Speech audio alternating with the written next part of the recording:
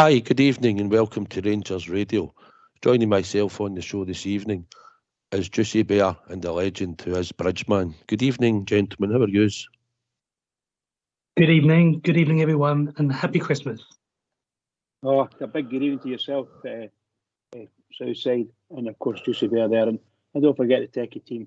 Good evening to them. And to all the Rangers fans all over the world that are listening in, good evening. Welcome to Rangers Radio. And listen, did you know an incident last night there, Southside? Something to tell us? Oh, I've got a call, Bridge. They've got the old... I heard it's more than that. Yeah, well, I'm going to blame the big Stevie. If you remember, he was telling us he was taking us up to Dingwall. So I went with him to Dingwall Bridge. And honestly, did you see that? He said, I'll pick you up. He said, so I seen this thing that turned up, Bridge. It was like a Scooby-Doo mystery machine. Honestly. The big Rangers radio flag in the front of it. The windies, you couldn't shut the windies. Freezing. So it ends up, the time we go to Dingwall and back, that was me loaded with a cold. So it's all his fault, Bridge, if I'm honest. That sounds a good way. I'm with you. I'm in your camp. We'll blame him. Honestly, you had half a wee pallet you had to stand on to use the toilet, and you couldn't stand up. You had to sit down. It was hitting the road on the way up to Dingwall. Honestly, it was unbelievable. And then the driver screamed out, I can't see. I thought we'd lost his sight, but the flag had blew up for the front right over the windscreen. Oh man, never again, mate, honestly. Juicy, I give up. Not going any more trips with him. No, I totally agree. Doesn't sound safe, mate. Anyway, guys, obviously we had a game last night and we got another 3 points, Juicy. How did you sort of see the game, just briefly? We'll talk about it in more depth. So I was satisfied with the win, as I'd like to think everyone who's watching and listening to us tonight was as well. Of course, there's a lot of things when you break it down into the minutiae, Southside, things that we could improve on. Some people weren't happy with the way we passed the ball throughout the evening, bits and pieces like that. Some individual performances were good, some less so. But we've got to look at the bigger picture. The manager has only been in for 4 matches. So we've won the 4 matches. We've won them in different manners, for sure. But we're still where we wanted to be in terms of getting the 12 points. And you've got to be happy with that, Southside. That doesn't take away from the fact that there's improvements that have still got to be made. And the manager knows that. Yeah, but 100% I agree. Bridge, if it's all right with you quickly, what we'll do is we'll listen to what the manager said last night after the game, and then we can come back and talk about what he said, and we can go into the game in a wee bit more depth, if that's okay with you two guys. Go for it, bud. Go for it. Right, well, if you two gentlemen would like to get yourself in mute, we'll hear what Michael Beale had to say after the game. Michael, what was your take on that one tonight? 3 points, clean sheet. That was it. Not a whole lot more to say than that. Are you happy with signs of progression? Did you feel there was some in that game? Not really. It was disjointed again. I'm not going to sit here and pull the wool over anyone's eyes. It wasn't free flowing. It wasn't what I want it to be. I don't think it's an effort thing. If you'd have said to me 2 or 3 weeks ago that we'd have got 12 points from the first 4 games and we'd have got 2 clean sheets leading into the next game, I would have taken it. I would have liked us to be playing with a little bit more rhythm, but hey, we got the 3 points. It's another clean sheet. It's another clean sheet with Ben and Connor on the pitch. So they're the positives for me this evening. Is that a concern that you're not seeing that after 4 games, or do you still feel it's quite early? It's the realism of where the team is at the moment. We need to find some rhythm quickly, or we need to be much better out of possession, because sometimes when we have the ball and we're moving and opening our shape where we want to attack, we're just giving away the passes unopposed. That's a concern, because I think it's leaving us vulnerable when we turn the ball over. It's not something I expected, so it's an area that I have to quickly work on with the group. We have 3 or 4 days now to work into the next game. That's the most we've had in a while. So look, January is a huge month for this football club. There's a derby, there's a cup semi-final, there's a big cup game away, there's some tricky away games. We know we need to improve. If I had to take performances over results, right now I would take results. but over time we surely have to play better. Certainly that's what I want from my team, is for us to play better. I think it's what the fans want. I can feel it in them as well. And that's fair, because they pay to come and watch and they want to be entertained by their team. They want to be excited. I think the players want that as well. So I think it's clear to see that we need to improve. I think it was concern for Alfredo, who obviously went down, came off just short after that. Was it caution or was it? Well, we had a bit of a red flag after the Aberdeen game, to be fair. He was due to come off just as we scored the third goal, because he felt some tightness in his hamstring. So obviously he missed the Ross County game, only come on for the last 30 minutes, and he felt fine. So we started him tonight. I believe it's tightness. So hopefully he's come off at the right time before it's anything bigger. He's had to obviously go to the well, because we've had very limited options there with Kamara and Antonio out. They're both fit to go. Well, in terms of fit, they're physically fit in terms of training, but whether they've got 90 minutes in them at this moment in time, you'd probably say no. So it's good to have them back. So if Alfredo's not ready, one of those, or they will share the minutes and play. I think it's important that they are back for us. In terms of Alfredo, it was nice to see him score a goal tonight.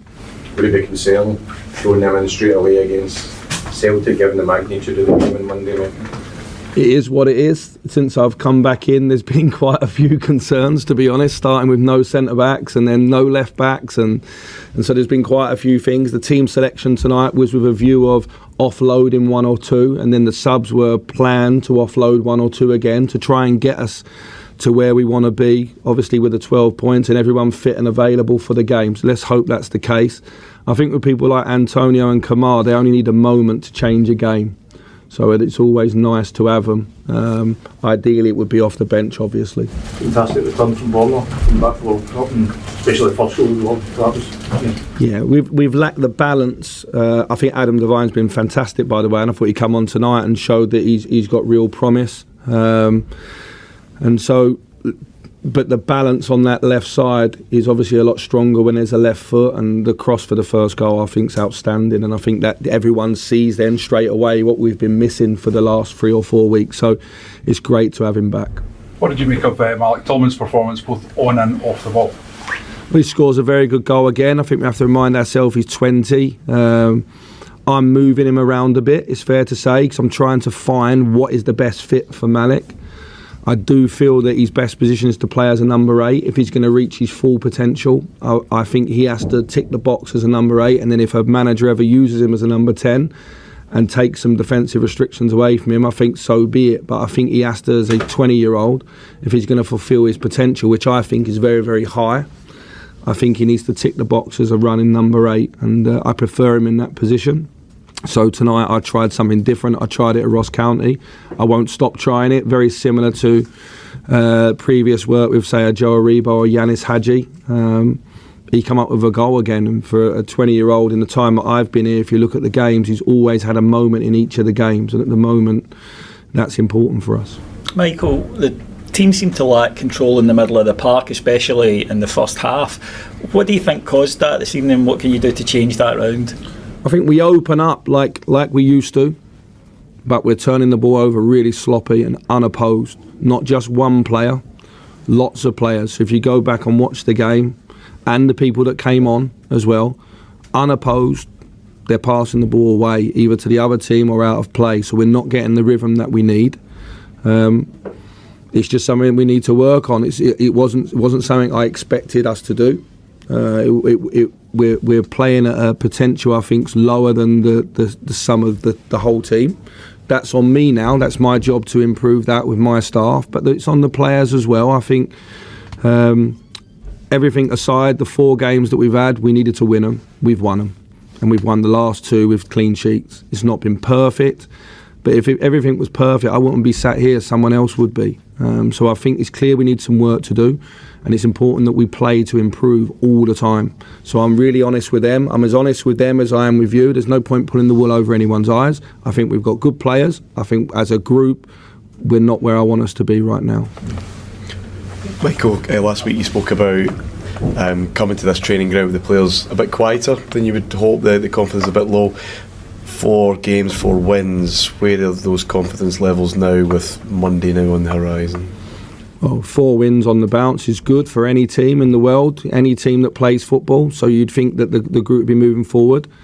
My honesty might sting a little bit in there, but I'm trying to push them towards the standards that I know that they've set themselves previous. Let's be honest, the team that I left had lost 1 in 52 in the league. I think we've lost 1 in 48 at home here at Ibrox or whatever it is. So, but we want to play with more swagger. We want to play with more style. We want to play with more control. I think that's clear to see. It's a team that is capable 5 or 6 months ago of beating Leipzig and Dortmund here. So it's in them. So something's obviously changed, and it's important that we keep working towards that and we keep refreshing the squad as we go. And I'm confident we'll get there. I'm just not as quick as what I wanted.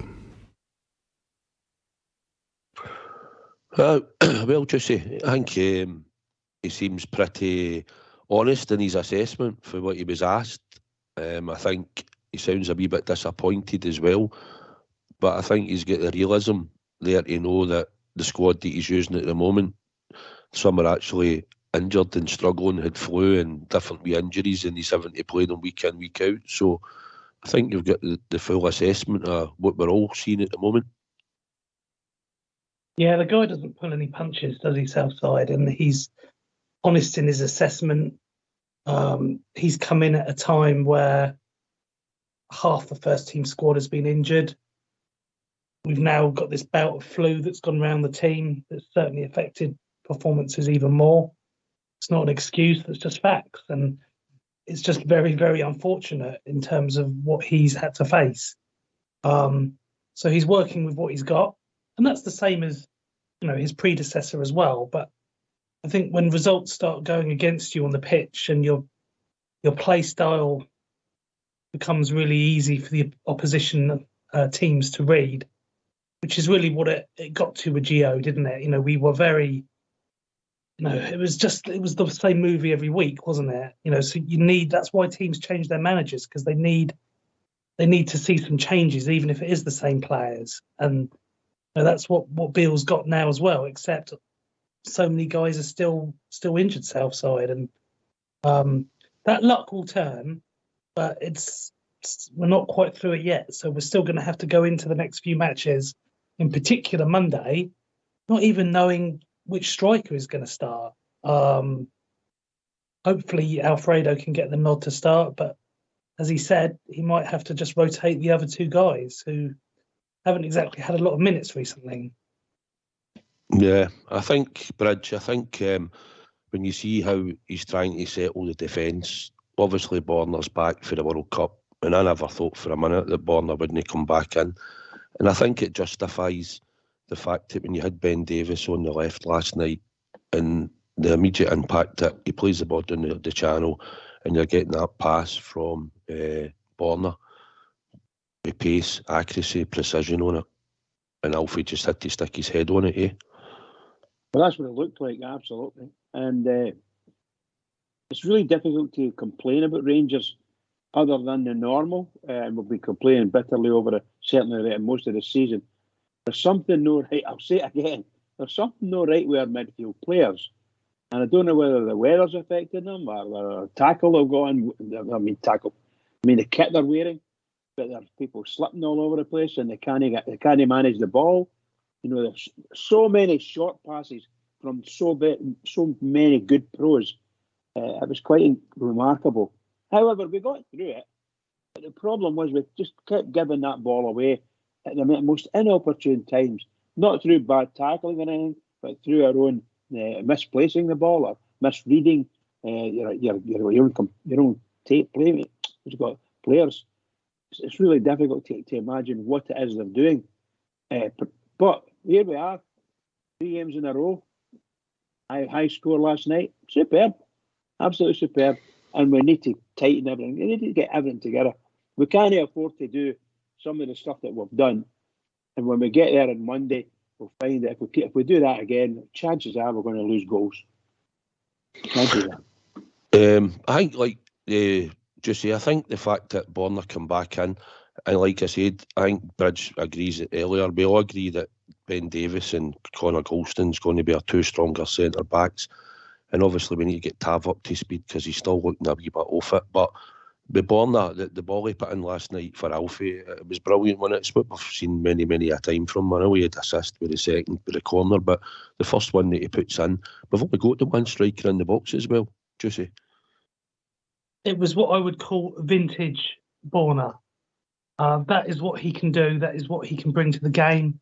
We know he's not, like Tav, the best defensive player. That being said, he's certainly had his moments defensively as well in the past.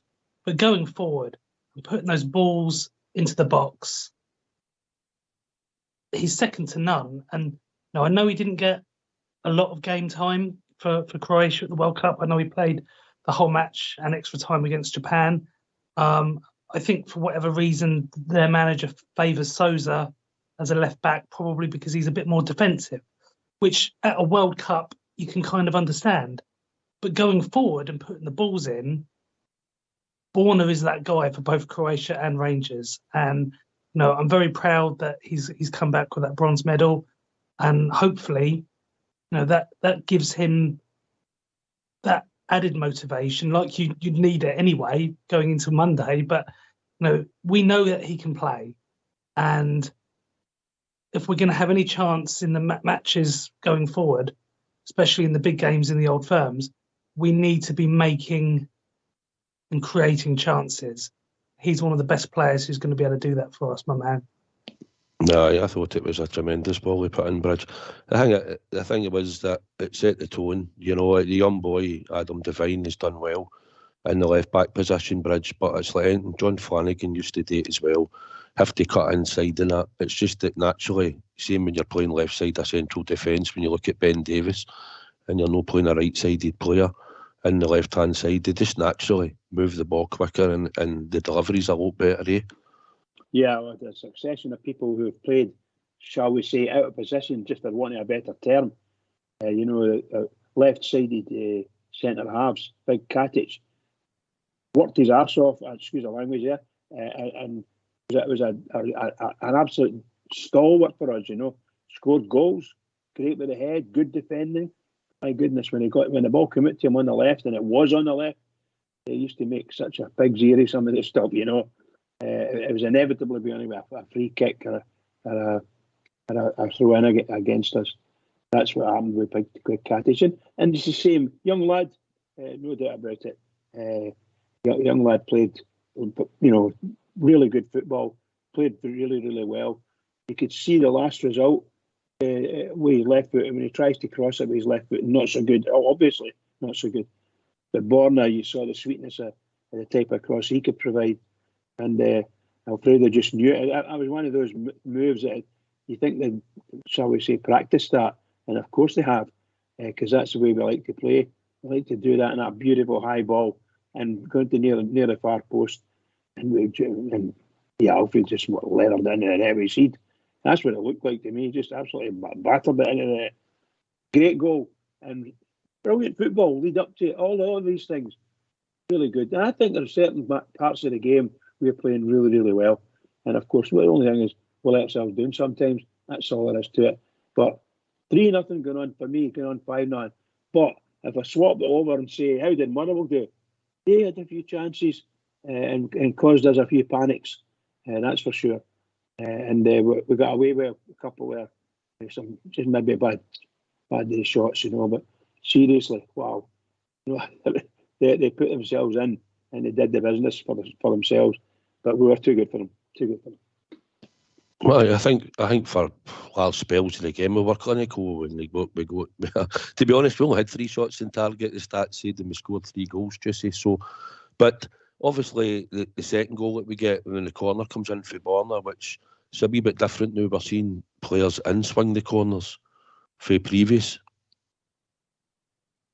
Yeah, and that's what we need, Southside. We need to see them changing it up more regularly, because how many shows have we all sat here, either where we've been participating or where we've been listening in, where we keep saying we've stopped scoring from set plays, in particular corners, and also our defending of corners as well. And I want to see us just change that up now. Try different things, keep the opposition thinking.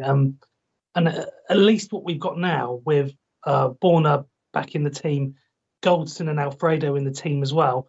We know that those two boys are particularly good at the headers from the set plays. And it just gives us that little something extra that we've not had it, have we? We've had centre-backs that have been playing and they're not really centre-backs. Having Goldson back, and I know he has his critics, but my God, I feel a little bit better. I feel a little bit safer knowing that he is at the back. And I also feel like Ben Davis, will be improved as well. So having your first choice centre-backs automatically makes you a bit more dangerous when it comes to those set plays, doesn't it? Gives us a little bit more, and we're born at putting the balls in. Again, I feel like he's going to put it in that danger zone. If we could just get Tav back up to that level that we all know he's capable of, then we're going to have two fullbacks that are dangerous again. I think I thought the delivery was good, but it was like one of the corners, Bridge. I know he got his head on it. It seemed to sort of dip just under the crossbar. I think one or two might have thought the goalie would have got it, but I think he got enough power on it, and it was directed properly. And it was a bonus because we've not been scoring a lot from corners. We've drifted away from floating it to the front post and heading that across. So, we had that tactics that we used quite a lot where Aribo used to run front and flick it on. But it was just more like direct into run about the penalty spot and then let him go up and attack it. Yeah, my initial thought, I haven't seen anything that make me change my mind. Each time I've seen it again on the television, I think that it looked to me like Goldson headed the ball, but it actually hit their defender on the head. But I might be wrong. It's just the way I'm seeing it, and I just thought it came after that guy's head, and that made the goalkeeper, shall we say, he's going for what he thinks is going to be a header, and there's a slight deflection there. But great goal, nevertheless. If Goldson scored it dead straight, then brilliant. I've got no problems with that. I love the guy. I think he's a joy to behold when you see him. He's on form, and he's getting back to form. Still no 100% right, but getting back to form. Because that player he was playing against last night harried him for many, many minutes of that game, many minutes. But he stood strong when he's got through it. I'm happy with that.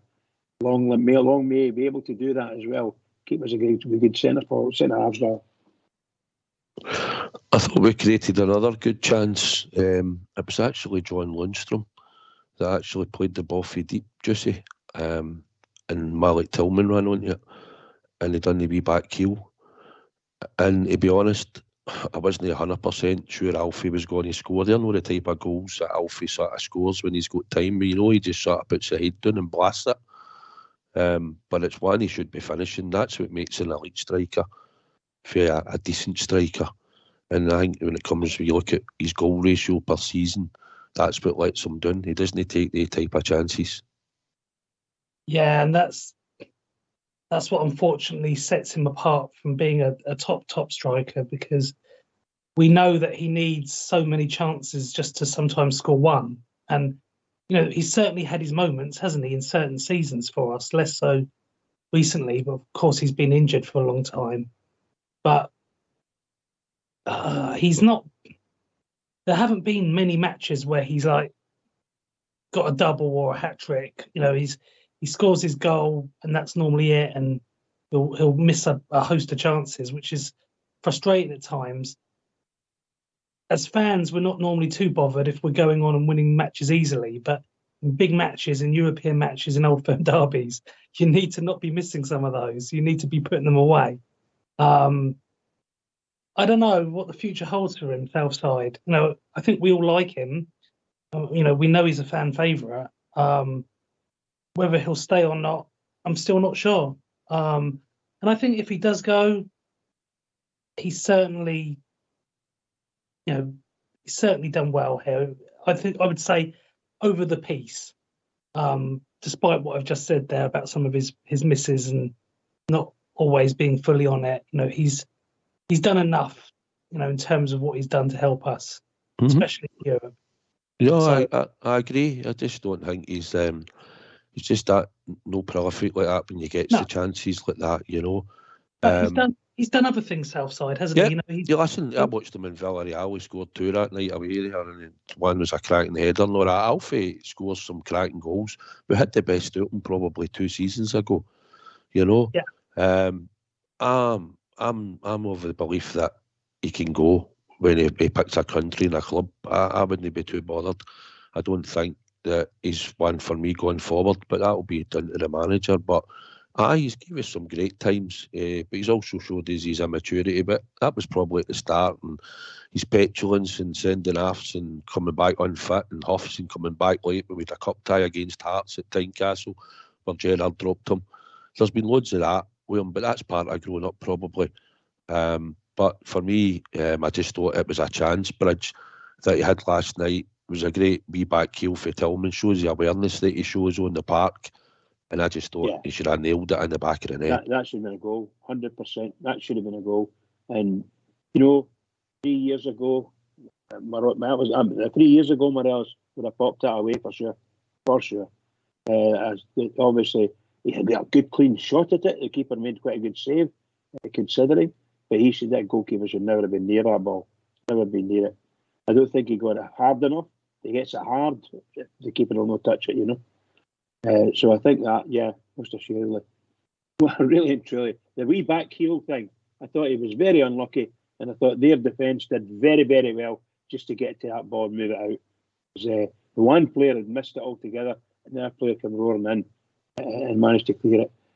But I mean, a wonderful bit of football, and that's the kind of stuff we used to look forward to seeing Alfie doing. Very unlucky with that one, obviously. Right, guys, if it's okay with you two gentlemen, what we'll do is we'll open up the phone lines and we'll see if we can get some bells in the right usual suspects and see if we can get some good chat about the Rangers. Why don't you give us a call on 0141 356 1972. It's your show, it's your platform. Let's hear from you.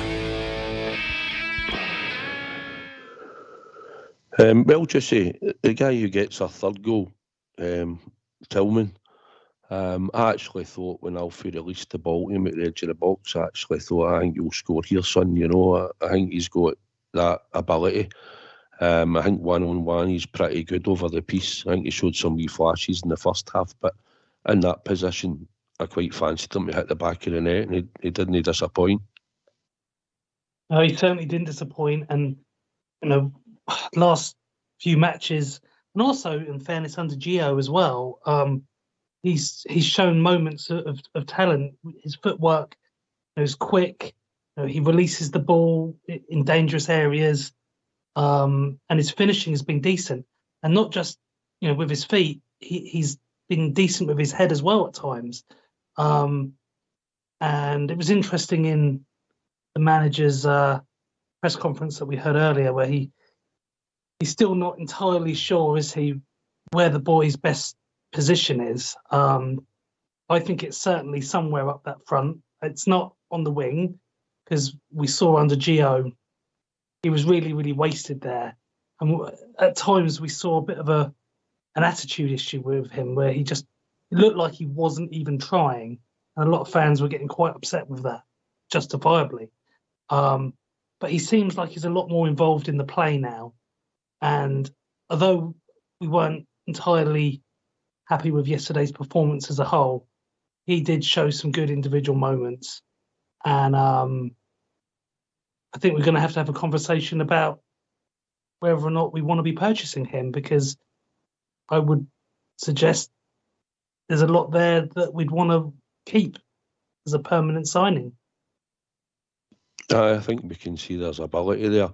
Bridge, I think where you sit at Ibrox, you must have thought we've got a good chance of scoring here. I just think the boy's got ability, and I think now that he's probably playing in the one or two positions that Michael Beale's alluded to, and I think if you're getting that feel-good factor back at the club and maybe a wee bit of love and feeling and a wee bit of happiness, but I think you're getting the best out of Malik Tillman now. I think you can see in the positions that he shouldn't really disappoint. He should be able to go and create and score for us.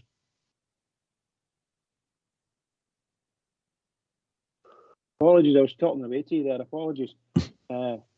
I think the manager even said it himself that he sees him in probably a good number 8 or a great number 8, whatever the term we used.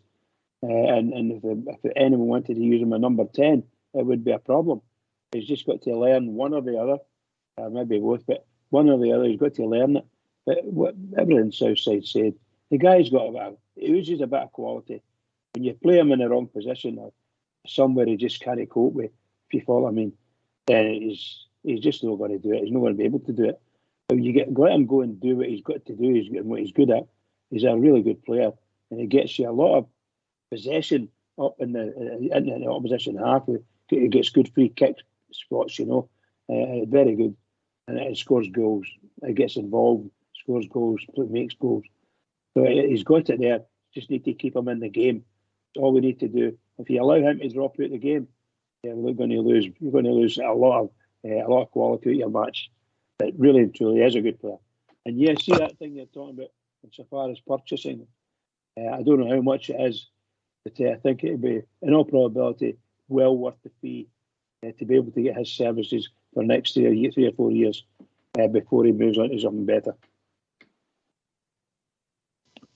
I think we've still got to give him a wee bit more time, I think, in my opinion. I think we've still got to judge him. He reminds me slightly of like Hadji when he first came and Joe Aribo. They were pushed off the ball, they could fall out the game, they could go missing in certain games, and that was the frustration. And you've seen it in Malik Tillman as well. But in the same instance, the three of them could all score goals, and they got better and they worked harder and they learnt it. So, and I think the fact that the young boy's only 20 and he's hardly played any real game of football. So I think Michael Beale alluding to the fact that he's going to be a number 8 means you're going to work, son, you're going to chase back. He made a tackle the other night in the halfway line. So I think that's what he means, Bridge. But if you hold on a wee second, guys, I think we've been joined by Big Stevie. How you doing, big man?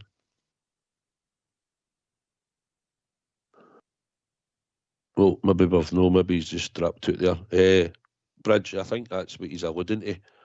The fact that he's going to make him work, whereas before he wasn't working as hard,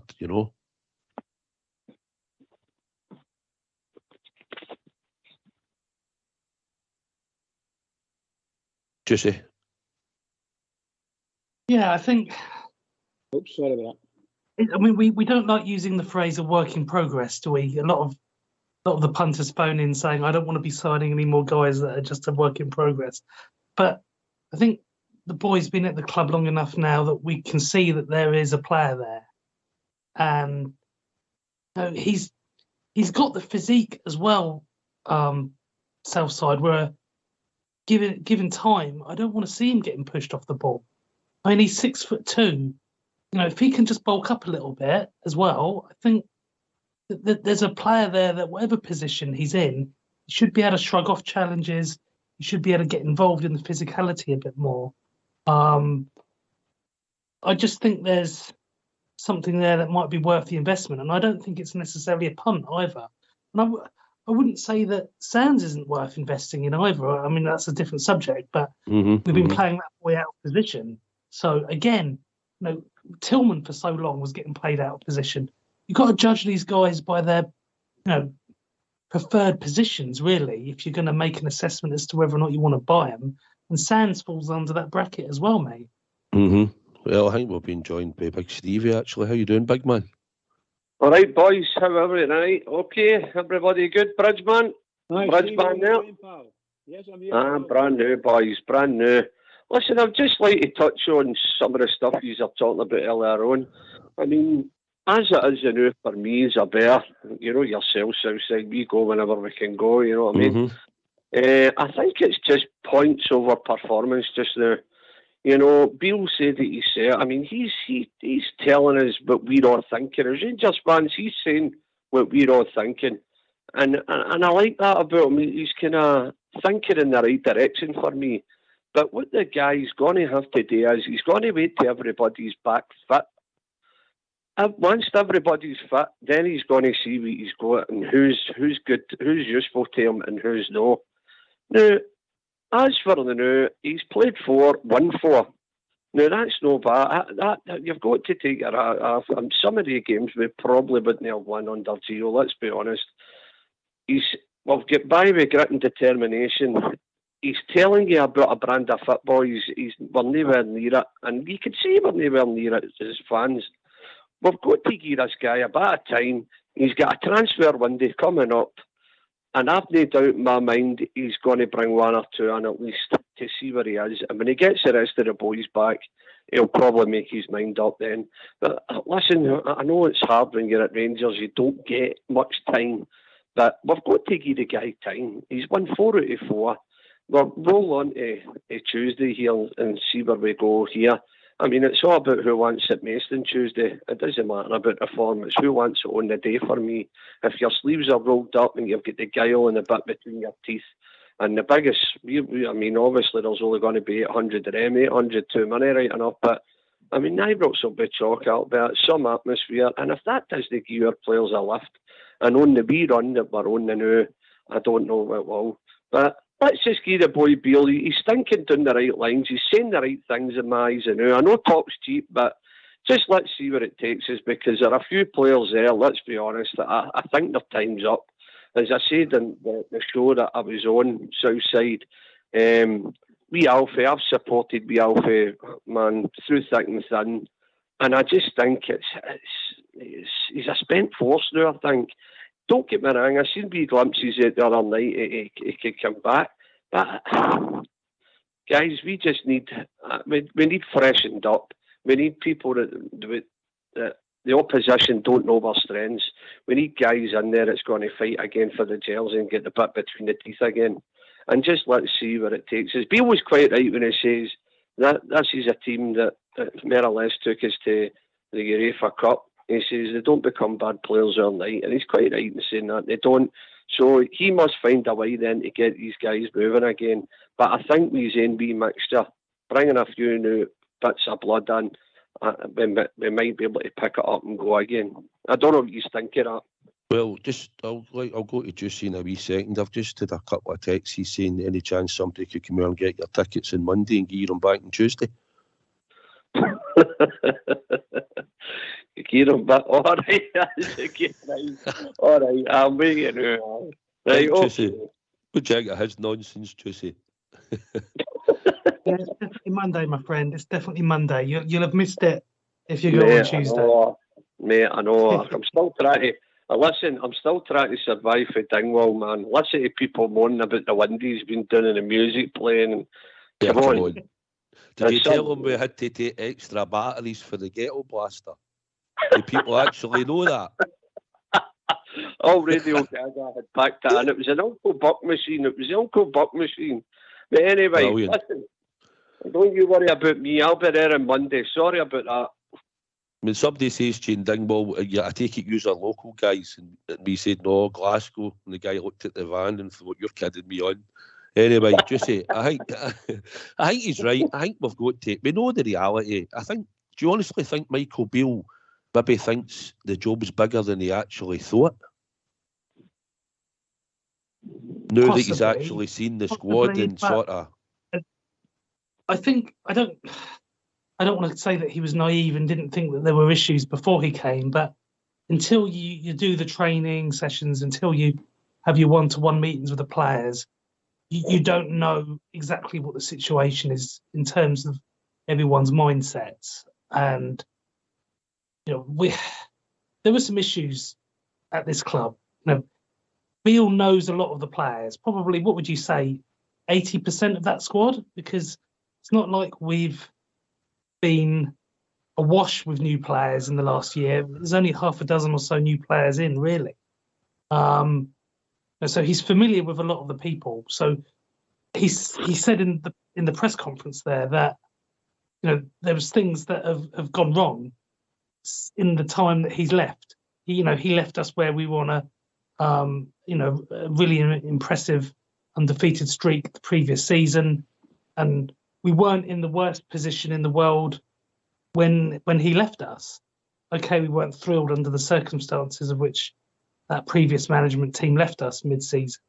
But we knew that Beale had done well, and we knew that he was a lot of what was behind Stevie's management setup. What was trying to get at, just say, was as he knew what needed done, right? I believe, Bridge. I think he knew what needed done. I think when he's come in and seen the players and he's thinking back to what they were like 18 months, 2 years ago, and I think you might have seen a slight difference in some of them, physically wise and mentally wise now. Bridge, do you think you've seen a difference? I know he's talking them all up because he's got to talk them all up, but I don't know. I think he's maybe thinking this probably needs a bigger shift of squad players going forward than I actually thought I might have to get. I think somebody used the term spent force about one of the players, and I think that's what our manager feels about our team. The way they've been playing, they're playing like a spent force, and it's a juttering, they're coming to life for parts of the game and then falling out of it. These kind of things are going on, and he might think overall he's not getting anywhere near what is needed to be a top of the range team. The top of the league team has got to be able to play all the way. But admittedly, we're getting the results, and sometimes we're playing quite well. But I think that's what the manager sees.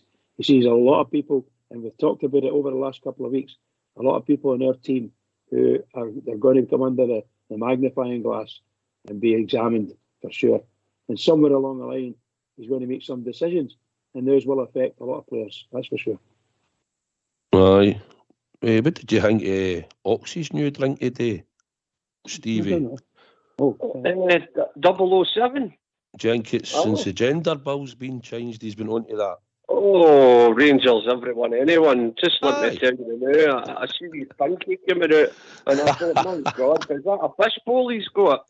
I eat my prawn cocktails out of them. Oh, unbelievable, wasn't it? I was sitting there embarrassed. Sitting there, but was it a gin and tonic? I said, you can't be seriously wanting Big Stevie for the drum, and boys like the bridge man and that, we're for the drum, and he's asking us to go up and buy him a gin and tonic with AB things in it and all the rest of it, and an umbrella and that. He was like Del Boy Trotter, wasn't he? He was like Del Boy. I know, it's disgusting behaviour. I don't think I've ever been up to the bar at all, ever, with all my pals and actually ordered a gin. You know what I mean? We were drinking Budweiser's, Peroni's, 10-inch lager, and then it's this gin and tonic, please. Anyway, big man, I'll ask you this question, right? Because I know you stuck up from a wee bit, right? I'm going to go into Ryan Kent, right? If you look at his performance last night and what he's been doing, right? We've had the debate. I wouldn't give him a contract, right? But what do you think? Listen, I'm going to be honest, right? See, if we're going to play Ryan Kent as a winger, don't give him a contract. It's plain as simple as that. Because guys are just doubling up on him, and the boy's hugging the touchline, and he's beating one, beating two. He's trying to do too much at times. His choice making can be wrong at times, but for me, if you're giving him the free roll, which he's got to now, he seems to be looking a bit more fitter, a bit more aggressive on the ball, and he seems to be playing a wee bit better. Now, we're looking for a lot more out of the boy. I know what you're getting at Southside, but for me, who else are you going to bring in? Who else are you going to bring in? That's for Michael Beale, isn't it? That's for the manager. See, at the end of the day, he done one productive thing last night, and it was near the end of the game, where he done a wee sort of step to the side and played a ball into the box. He got fouled a couple of times. He just seemed to run about the middle of the park, then cut back, and then run across. For me, he's not productive enough. And everybody's raving about play him inside. All he does is runs into players. He's not productive enough, I don't think, Stevie. And see, to be honest, if you look back, actually, sometimes when we score the goals, he's actually crossing the ball through the wing. It's probably a myth. A lot of people think that he does the day a lot on the wing. At times, I've said to you, when he gets the ball on the wing, he tippy-tappy, take a touch, and then before he knows it, he's got two men on him. But when he gets the ball originally, he's only got one man, and he wasn't going by him. But, I've got to give him the benefit of the doubt. Some of his choice making is rubbish. He should shoot at goal. and he doesn't, and then he passes it when he should shoot and stuff like that, and vice versa. Some of his choice making is bad, but I'm going to give the boy the benefit of the doubt. He's still a young boy, and if he's playing in that free role, nobody can double up on him. You know, he's dragging people about then. So I'm going to give him the benefit of the doubt and say I would offer him another contract. Whether it's in the same money as he's on the now, I don't know. But have to go up, Stevie. There's no way you'll Stevie through it, get up. I need to go up. He's not going to sign for the same money. Well, listen, I'm going to contradict myself a wee bit. Well, if he thinks he's going to get more money for playing the way he is the now, then I'm sorry, he'd be as well leaving, because he's not been the Ryan Kent we know he can be over the last period. So for me, I'd be saying, right, we're willing to offer you another contract, but it's going to be at this. And if he does then say, well, I've not been playing the greatest, I've got to admit, because let's be honest, his numbers on paper shocking. You know what I mean? I just don't. So I'm don't see it contradicting myself productive, a mate. bit for the sake of, but I would keep him, and I would give him another bite at the cherry. I really would. Under Beale, I think he could possibly get back to the Ryan Kent of old, where defences feared him. I think he can get back to that. I really do. He lacked a bit of confidence, so he does. And by the way, just getting back to what you were saying about when Beale came, did they realise such a job? Listen, Glasgow Rangers is a big job for Jose Mourinho. So maybe the injuries and stuff, maybe he thought that it wouldn't be as bad as what it was, but taking on Glasgow Rangers in any, no matter where you come from or who you are, is a very, very big job. So for me, I'll give the boy Beale time, and I'll let him get the injuries back, let him see what he's got to choose for, let him see who's who, and let's be honest, every manager's going to want to put their own stamp on a team, isn't he? He's definitely going to sign somebody in January. He's got to. I believe he will. Yeah, well, Stephen Davis is new at the game, so there's somebody right away. We need a midfielder right away. You know, and some of these boys, look, he's sort of telling us one way or another they're all ready to come back. Just let's see what's happening. Keep our powder dry and get behind the Bears. Right, I think we've just been joined by Blue Star. How you doing, Blue Star? Evening, Southside, Bridge, Juicy, Stevie. Aye, guys, just what you're talking about. Southside, aye, Bridge. Southside, just what you're saying there about Kent. And I agreed with you. I liked your point on our manager, Mr. Beale. I totally concur with what you're saying, mate, honestly. And I know you're at every game as Big Stevie and that as well. So there's things we don't see in the TV. I wish I could get to more games, but that's another thing now. But I totally agree with what you're saying there. I genuinely think his pressure after that game last night, I think MD reading between the lines and looking at the guys, his antics, our manager was gobsmacked after that game. He truly and utterly was gobsmacked. Guys, I can only call it as I see it. As old Andy always says, you can only give your honest opinion. I've said for the start of the season, you all know my views. That squad of players simply aren't good enough. And we all know hundreds of them have got injuries and they're still picking up injuries. I get that, guys. But our manager has had 4 games. He can do all he can do. He's got to 12 points. Of that, he's done brilliant. But guys, that game, especially last night, getting into an Old Firm game, now they players are supposed to be producing. For him to see that they want to be there. Well, in last night's performance, guys, and I know we scored 3 goals and we could have scored more. I've even heard Bridge turning to thinking that we're not a good side. We're not a good side, guys. We're just no. But the performances last night for most of our players, they boys getting past 8 yards and getting passed out between the lines and getting passed into the crowd. Alfie getting a ball just over the halfway line, passed out to him when there wasn't a defender near him. And the defender came running for the middle of the park and beating him to it. The guy couldn't run. On Tav, if Tav can't run, then he's utterly useless to us. And I say that with all due respect because I do like the guy, we all do. He's our captain. But his strongest part of his game is getting forward, getting balls into the box. He's not even doing that. And some of his wayward passing and crossing is absolutely unbelievable to watch. For me, guys, looking at the positives, we're at least getting a few goals for the team now. Certainly we are. But guys, come on, you've got to call it as you see it. Mm-hmm. We put anything like that performance in on Monday, we're getting trounced. Now that's no defeatist attitude. That's just the way it is. Our levels have to come up. I don't know how many percent, but a lot, guys. What do you think? I think he'd try to drill a system and a sort of organisation, Blue Star. And I just think, looking up, like I thought when I seen him the other night, and I think you looked a wee bit shell-shocked yourself.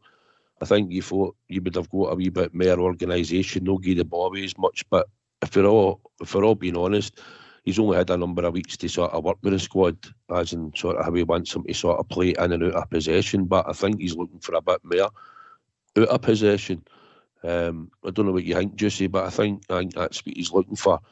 And I think there's still an issue with fitness, trying to go at a certain pace all the time, Blue Star. And I think he was maybe concerned about that last night, or maybe no thinking about it at the start, but I don't think we were as gung-ho and pressing a lot at this time, and I think he was maybe thinking we need a lot more energy levels for Monday, you know? Juicy. I think fitness-wise, we know we're not there yet, and as Blue Star said, injury-wise, has been terrible. That doesn't matter who the manager is. Gio, unfortunately for him, suffered with that as well. But about the levels, Blue Star, you're totally right. If we're going to win on Monday, Southside, we need to go back to a level that we've not really seen them hit since we beat them in the Cup semi-final the week we played 2 lots of extra time against Braga as well. And it took extra time to beat them as well. That's the level of fitness and physicality that we're going to have to get to if we're going to win on Monday. I'm not saying it's impossible, but that's where we're going to have to get to win that on Monday. Aye. Bridge, would it not be fair to say that we've all seen many a game against them over the years? Is it not just fair to say, honestly, it's who wants it and who turns up on the day? Form is out the window, really, before it, Yeah, better believe it. It's all about that day and on the day and how you're feeling. And I'm a great believer in the guys getting torn into each other verbally. Get all the verbals out in the tunnel. But they don't do that anymore. I like to shout out to each other and give them loudy. Then go on the pitch, see what happens. Because you actually can upset them. You'll get under their skin. But they leave each other alone. It doesn't make such a good game, to be honest. But yeah, you're right. Rangers and Celtic. See if the one that strikes the first goal, there's a smashing chance of getting on there and winning that game. You need to be able to hold on, but you need to be able to do it and keep attacking and get another goal if possible. You need to have an attitude that you're going to do it. I don't know if I've got it. Stevie, I think the fact is we've seen that we can come back for a goal down, right? Not that we want to start like that, obviously, but we've seen it under this team that they can come back. But it's imperative that we start on the front foot and just go for the off. And that's what we've got to look at. Because in all fairness, we know what they're about. So it's about organisation, a bit of passion and a bit of heart on the day. 100%. For me, it's who wants it most on the day. The form book doesn't matter for me. It's who wants it most on the day. Can I just get back to what Blue Star was saying? I totally agree with Blue Star. I believe sincerely our team needs ripped up and start again, right? But what we've got to do is, guys, we've got to let the dust settle a wee bit. You've got players there that's coming back from injury.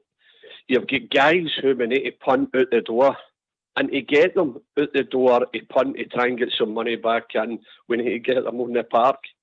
So I know it's time consuming. And I know Beale will be wanting to do all this. There's a mixture of things.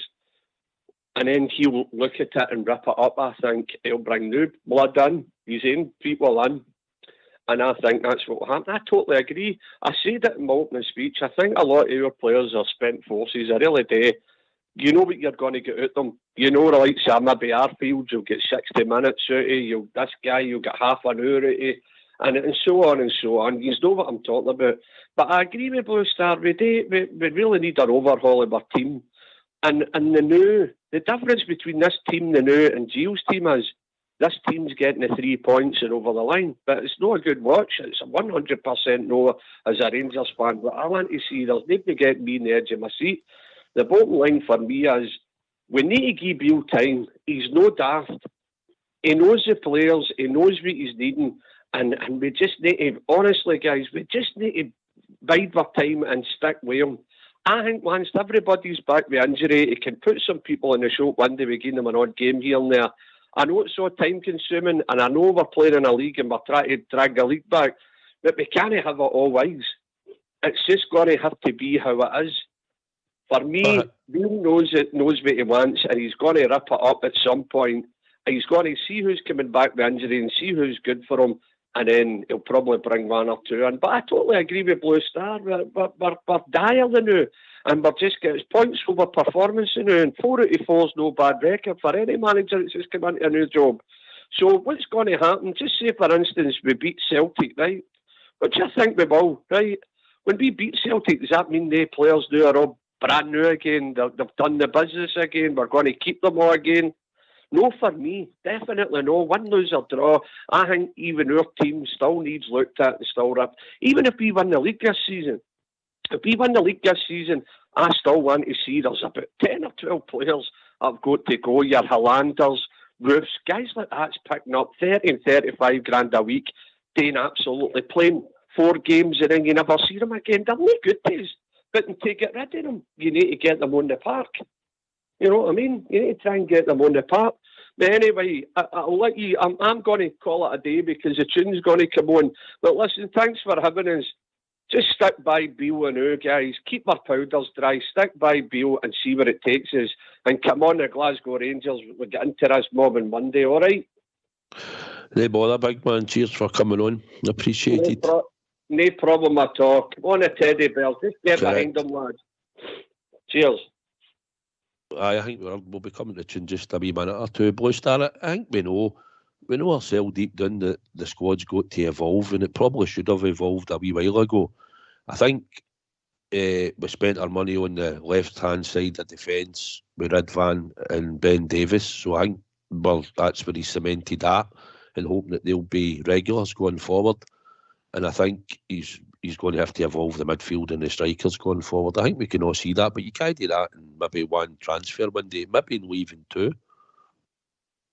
Oh no, definitely no Southside, and listen, don't get me wrong. I hate coming on and not being positive about my team. I honestly do, but I call it the way I see it. And what really got me last night was, as I say, the way we're passing, as Bridge alluded to earlier on, the way we're passing was at times when the players were. The annoying thing was, it's not as if they were even being pressed and under pressure at the time. Guys were just passing the ball out the ground, and you're looking at them and you're going, "What the hell's going on here?" You know. But it was what I seen from our manager, Southside. Honestly, I'm telling you, that guy looked absolutely shell-shocked after that game. He really did. That wasn't a wind-up. Our manager was gobsmacked. He really was. And I think he's trying to tell the fans, look, exactly what he says. And I know that's what you're coming for, I know. He's telling us straight, I'm shocked at what I've seen. This is far, far worse than what I even imagined. And he keeps alluding to the fact of what they were like 18 months ago. We all know what they were like 18 months ago. But we're 18 months further down the line. Yes, injuries have had massive bits to play in it. But at the same time, when they're supposed to be coming back, he's now telling us they're coming back with injuries. I mean, there's 3 or 4 on that part last night, Southside, that our manager told us two pressers ago they shouldn't be playing. He's having to play them because he hasn't got the numbers. That means we're playing with players that can't raise their levels because they're playing with injury. I'll need to jump in and cut you the now, but stay on, Blue Star. Just hit mute the now. We're going to have the tune, and I'll get into trouble for Fox, you know. So if he's all going to mute, guys, we'll carry on the second half.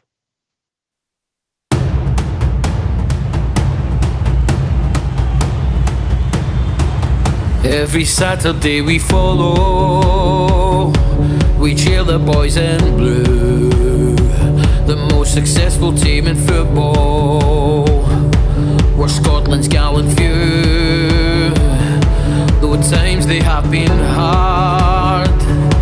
We've followed near and far. You will always hear us roaring from the stands in Ibrox Park.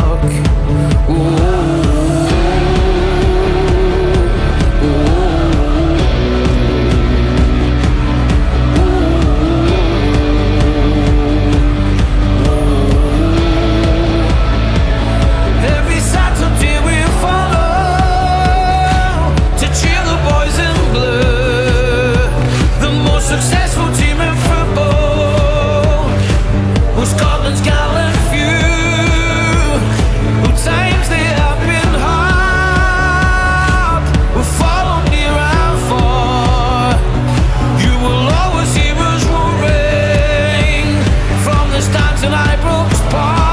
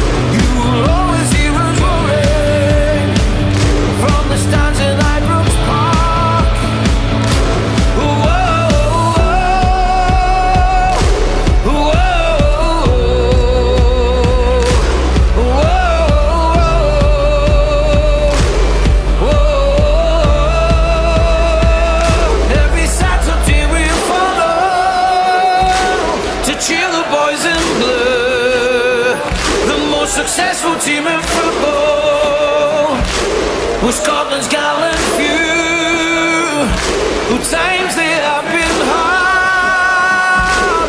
We follow near and far. You will always hear us roaring from the stands in Ibrox Park. Whoa.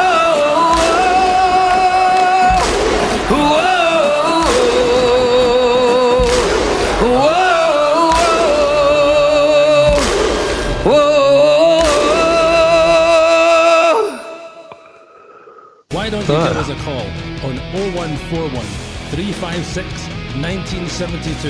It's your show, it's your platform. Let's hear from you.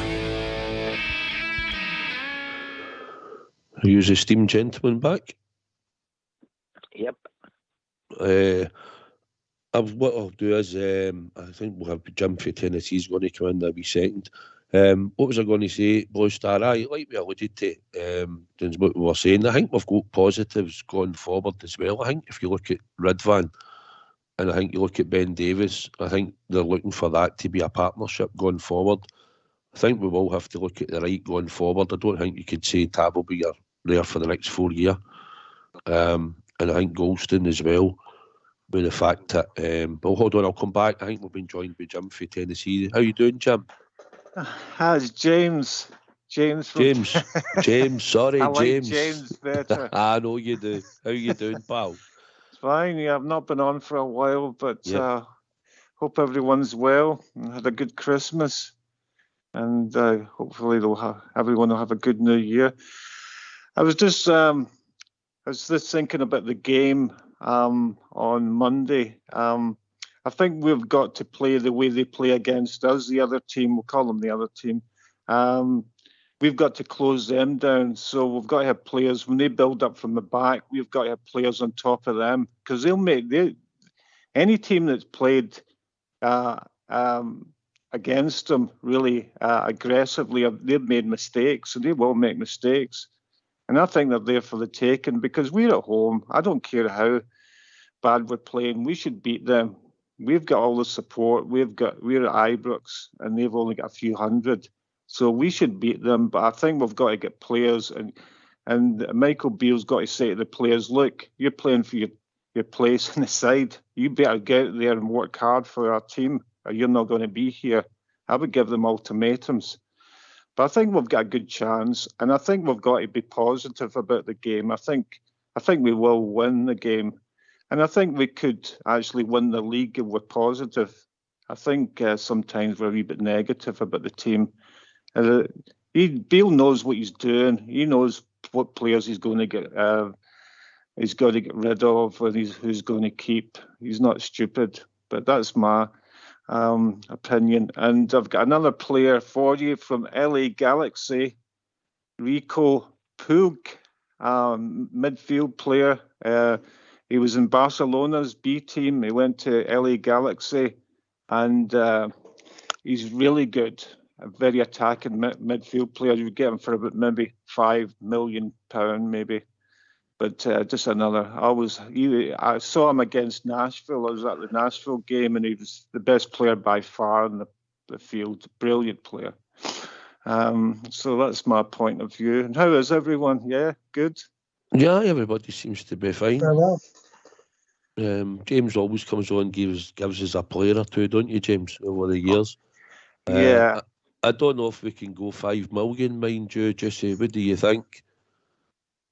Oh, I was just thinking, have we got that kind of dough, James? But yeah, That's I've a seen pittance to it. Jim. That's a pittance to Jim. He can send that over, no bother. Well, Bridgeman, maybe we could half it. I'll 2.5 million from you, and I'll do the 2.5 million. Okay, then. I'm coming over in March, by the way, so I'll be at the Rangers Legends game. I was at the Legends game last year. It was fantastic, by the way, really enjoyable. Oh, it'll be good. I think Bridge is taking part this year. James. Stone at the side, nodding the jackets. That'll be good. You've let the listeners know that you're coming over for the Legends game, and I'm sure anybody that's listed in the presenters and that, if they're going to the game that day, James, you'd maybe meet up with them and see you again, you know. Yeah, maybe the museum. Would the museum be open by then? I'd like to think so. Maybe but that. I'm not 100% sure yet. And had Blue Stars on. He's always got very good. I like Blue Star. He's always got very good opinions, and he always looks after his mother. How's your mother, Blue Star? She's not great, James, but thanks for asking. Oh, sorry to hear that. It's hard going now. She's not eating and she's not drinking, so. But she's hanging on at least, so look up point looking after her. Oh, good job. You did a great job. I hope she's feeling better. Were you happy with Michael Beale's appointment, James? Yeah, I think it's like anything else. It's like we just give our opinion. We don't know the goings on at Ibrox and what's happening, and we've just got to follow. Well, I think he could do well. He seems to be very honest in his assessment of the team. He knows the team's not fantastic, but they're for the beating that other team. I don't care how. They think they're going to win it easily, by the way. They think they're going to. So let's give it to them. That's what I would say. Oh, 100%. I don't fear them on Monday either, to be honest. We're at home and we're Rangers, and I know if we can get a decent performance with the players, and I expect them to go out there and try 100%. And see, to be honest, James, sometimes you can be scintillating for them, and you can go there. I've watched Rangers teams that I thought we'll go there and we'll batter them a day and we got beat. Over the years, it's happened. They're hard to predict. It's players sometimes do bizarre things on the day of games and things happen. But I fully expect that if we turn up on the day, we get in about them, and we've got plenty in our team that will cause them problems. And I believe it's there. We've just got to believe that we'll go there and we'll be in their faces. Jesse, that's the way I see it.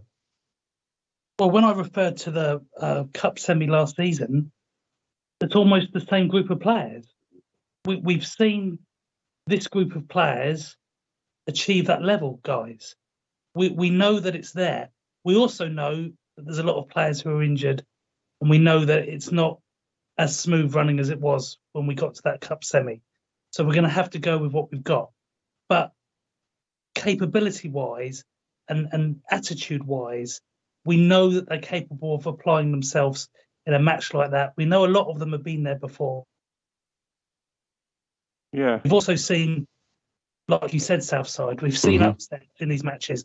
You know, the team that was the big boy team that was expected to win hasn't always won. You know, we've also seen each side batter the other side from time to time. So it's an unpredictable match. That's why we love it so much. That's why we love football so much, because you never quite know the way it's going to go. You never quite know which way Southside Super 6 is going to go, because football's a crazy talk sport. about that. It's a crazy sport, my guys. And if we went into matches where we had no chance, there wouldn't be a lot of fun to be had. So, it's a big match. But as you guys are alluding to, regardless of what happens, there's still 2 more Old Firms to go. And, if it doesn't go our way, it's a long way back. But if it does go our way, we've got a chance in this league still. And they've got to look to that. They've got to just go for it. And if we can push them and if we can get in their faces, like James was saying, teams like Shakhtar getting in their faces, Bodo Glimt getting in their faces, not crazy good teams, but decent teams that passed the ball and hustled quickly. That's what we need to do. I agree, mate. It's like I say, it's on the day, and that's the thing. It is unpredictable. I would like to be in better form. I would like to have a fitter team. I would like to have a couple of extra players in our squad. But it is what it is. So we just get stuck right into them, and I don't fear anything on the Monday. But what was I going to say? James, I just got a text in to see if you've got any good pies here in Tennessee. Can you bring them over again when you come out in March for your big favourite pundit? Who's that, Stevie? A big Stevie, aye.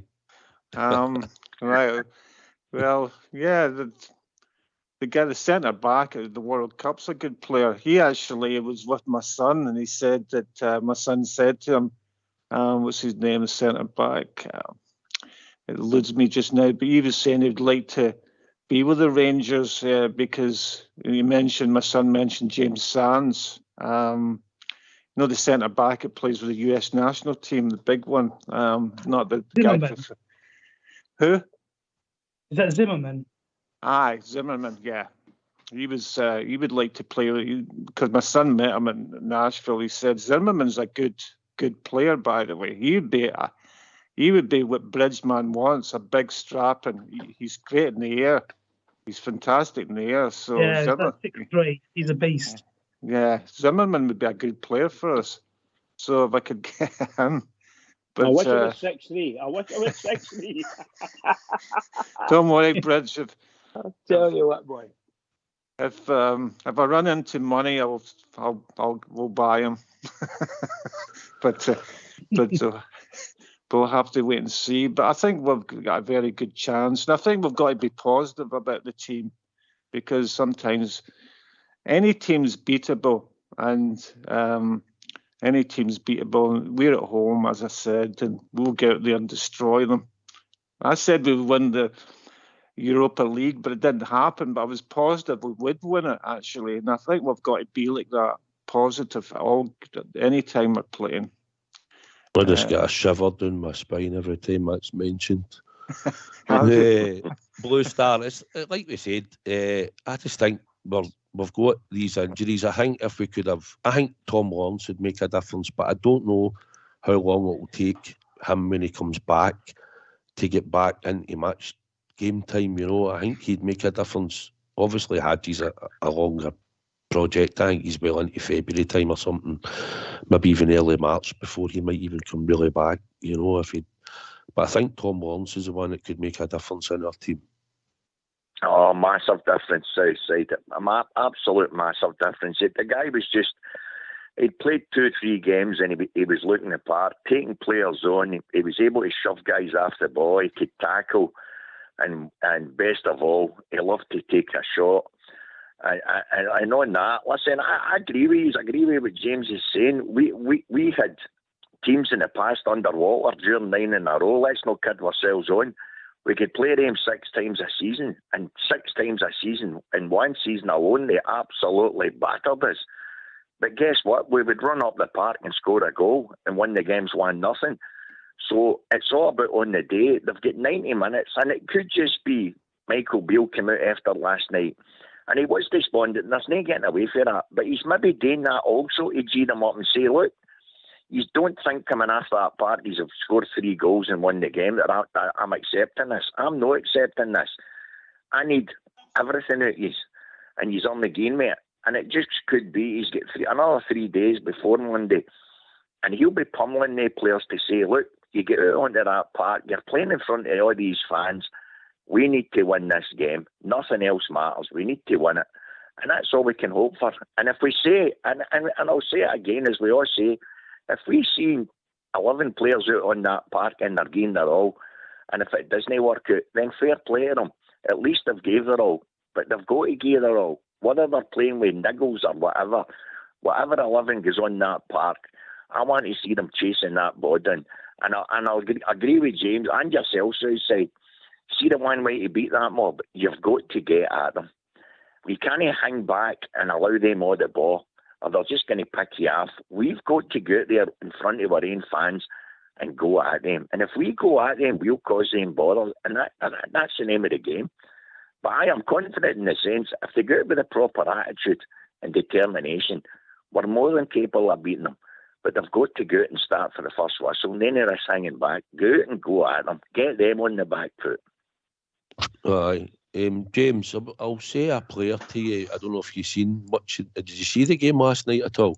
Yeah, I watched the game, yeah. A lot of people on here have phoned in and that, and in the comments and mentioning Alex Lowry. What did you think of his contribution last night? I thought he had some good touches. It's his first game, so we've got to give him a bit of slack. I thought he was good touches. When you compare them to Matondo, he's much more, he contributes more to the team, and that's what we need. We need players that can contribute, can hold on to the ball, they can pass, they can make moves, and he's more of a footballer than Matondo was. I think he's lacking confidence. But I think, yeah, it just depends if Beale thinks he's up for it for Monday. I don't know. It's like you'll know all the players. You'll know who's going to. It's Blue Star spot on. You go at that team, and no one ever does it. Except I think Hibs done it a little bit, and they had some success. They had an offside goal and hit the post, and they were amazed because everybody sits back against them. Go out because Hart's not a good keeper. We'll win against. He's not a good keeper, but I think Lowry's a good player. And I think, I don't know. I think you maybe give him a chance, but it'll be up to Beale. Nah, he'll not get anywhere near that 11 on Monday, in my opinion, Jesse. No. Jesse, do you see him in the 11? And you're 11? Speaking about Lowry? Yeah, Bridge. There's a long way to go yet. Yeah. I think he's only half. Sorry, the Southside cut out for a second. Okay. Yeah, Lowry. Hold on. Let Bridge finish. Bridge, on you go. I'm saying I thought he was not completely fit, but some nice touches during the game, and a wee toe poke towards the goal, which was all right. But you see, he was one of the culprits that lost the ball continuously. It might be through a whole running into people and things like that, and that's all about match fitness and ball coordination. High ball coordination. Because sometimes you're looking at the ball. Sometimes you get away with that. You can watch the ball and all of a sudden you can take your eye off because it's going to bounce such and such. Sometimes it doesn't happen like that. So I think he lost the ball a lot last night. But I'm still delighted with the way he played. Delighted. Because I don't expect too much with youngsters. In all honesty, a terrible night against a terrible team. Just these guys, there should have been 3 sending-offs last night, guys. Come on. I actually thought, who was that boy? I can't remember his name. He made a horrendous tackle. He had a couple, and then there was one I thought you should have got booked for that. And then he had a I can't remember who he tackled. It may have been Ryan Kent actually. Slattery. I thought he could have went Bridge. I think he had one or two, which you might think okay. Then he had one Blue Star that you'd have thought, how did you get away with a booking there? We're not getting a booking, you know. And I thought he was absolutely. Blue Star. He should have walked, mate. Definitely. He had two badgings and he got away with both. And then he booked him for one that wasn't as bad as he two. And then after he had been booked, I think you were right. I think it was the one in Kent. He sliced him right down. And Kent was moaning at the ref and he let him away with it. He should have walked. Should have been a red. I thought that myself, mate. But I think we've got to look at positive now as we've played a lot of games in a short space of days. We know now because Michael Beale's for a wee bit. Aye, hold on a wee second, Bobby. Bobby, on you come, pal. Right, mate, wait, turn this down. Right. Hello? Aye, Bobby, on you go. What's your point, pal? Just following up with what you are saying. You seem to be defeated, right? I'd like to know what your Rangers team would be for Monday. Right, I don't think we're defeated. I think Blue Star said we need to be cautious, but I don't think anybody's worrying about that. I'll tell you my team. Yeah. My team will probably be the team that started last night, and Kamara will come in for Lowry. Yeah. Same. Juicy? Yeah, I'd go with that. I think Lowry, as Bridge was just saying there, you've got to give the boy time, but he's certainly not ready to start on Monday when Kamara has been playing pretty well under Beale, Southside. So I'd agree with that. I don't think there's anything else that I'd want to change. Tillman's got a feature. Alfredo, obviously, if he's fit, will start. We've got to go with Borna. The only thing that I'm a little bit concerned about is Tav's form at the moment, but there's no way they're going to start Devine over him. So Tav will start there.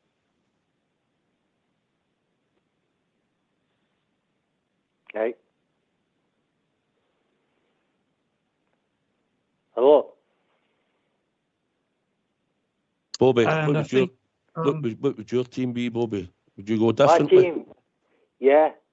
My team would be McGregor, Tavernier, Barisic, Gilson, Davis.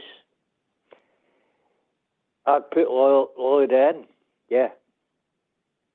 because Tillman is a good player, but he's lazy, and I don't think that's the Celtic game. I think it's a big game he flung him in. To be honest, I think he gave him a bit of game time last night, Bobby, but obviously respect your opinion. I just think it's not a game that I would put him into.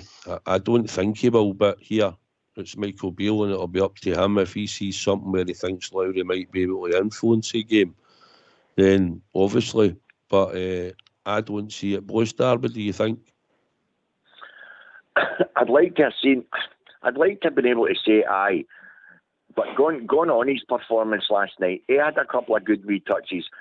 The one that he put toe poked for the trying to go at goal, you could see what he was trying to do, bend it around the goalkeeper. But other than that, he faded guys, and that's why he took him off.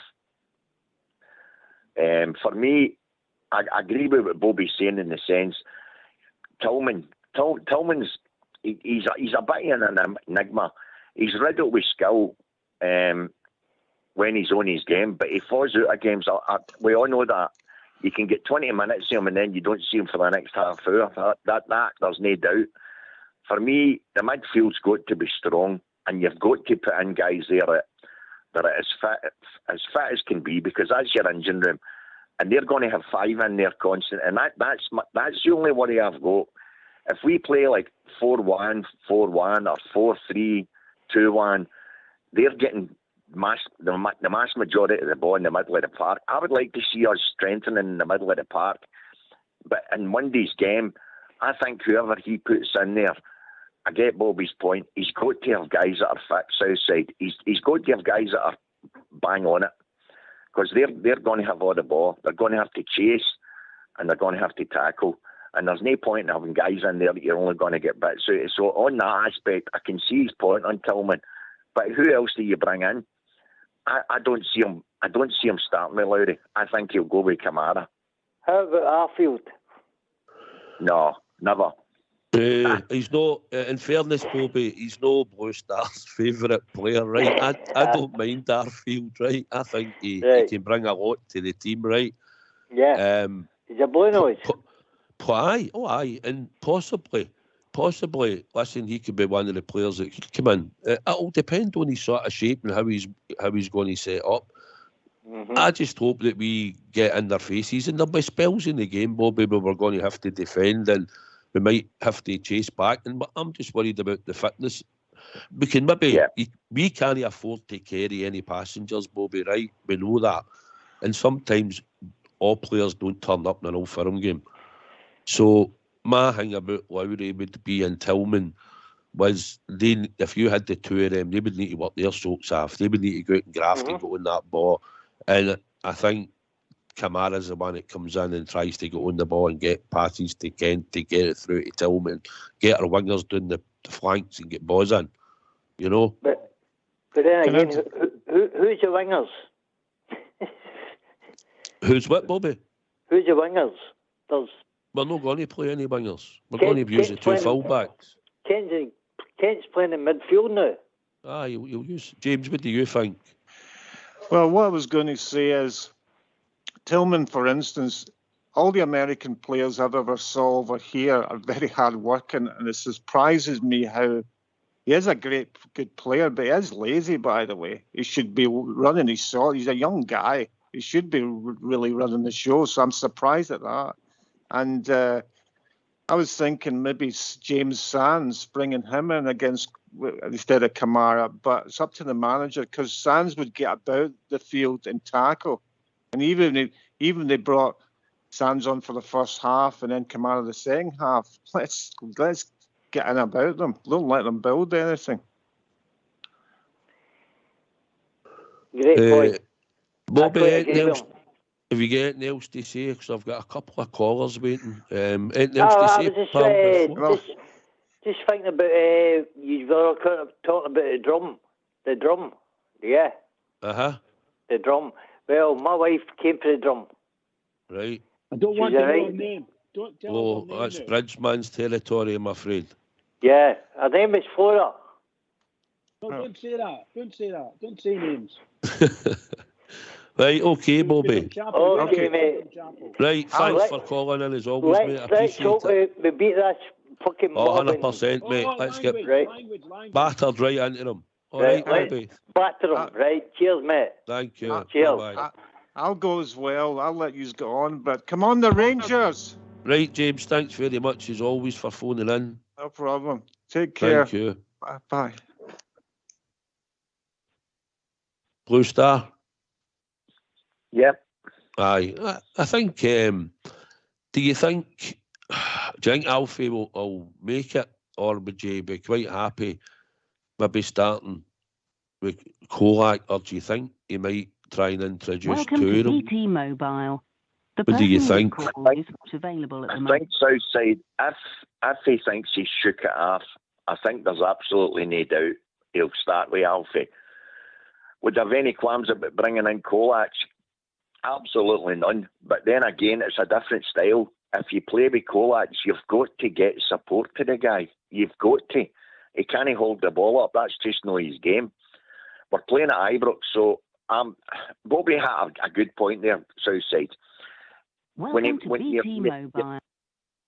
When you're mentioning wingers, if he's playing with Kent, as we know, he's giving him a free role. Obviously, Kent's got to get to the wing as well as cut inside. It's the other side, and that was my worry last night. Now, is there a chance he maybe asked him to hold back that wee bit and not to pick up any more injuries? I don't know. But Tav couldn't get forward, mate. That one ball and that was pushed out to him just on the halfway line, the guy couldn't get to the ball, and that's no Tav's game. Tav would have been flying right up there and taking that ball inside, or else whipping it out. So I'm a wee bit worried on that one. But there's not really any other options. We're wingers on the right hand side. We've tried everybody but our granny. It's just no work.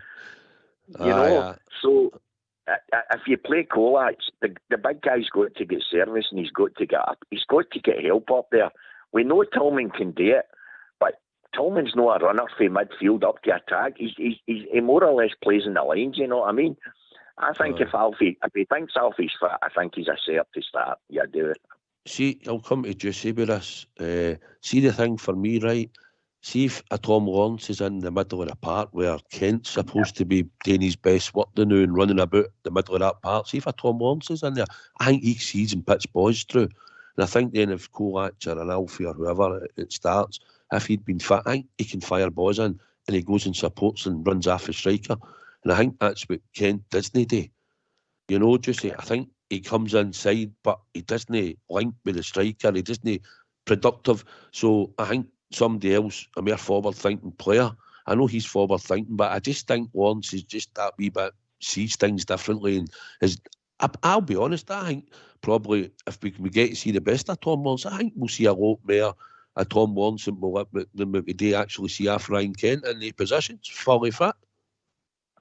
Well, I think ideally, players like Lawrence and Hadji are the actual number 10s we want to be seeing in those positions. And Kent's just been moved there recently. He's shown us some bits and pieces, but you're right. He doesn't have the killer pass.